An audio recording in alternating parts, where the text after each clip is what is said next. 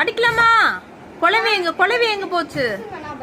ரெண்டு குழவி வந்துச்சு. அடிக்கலாமா? அடிக்க சொல்லு. அடி அடி அடி கிவி, அடி சொல்லு. அடி கிவி, அடி அடி அடி கிவி, அடி.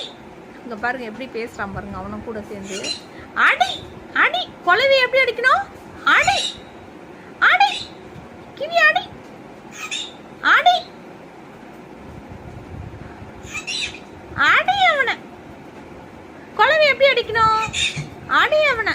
இங்க பாருங்க, அடி அவனை அடி அவனன்னு சொல்றான். சாச்சா அடிக்கலாமா? ஆடுது. அடி அடி அடி நீ அடி சொல்லு. அடி சொல்லு.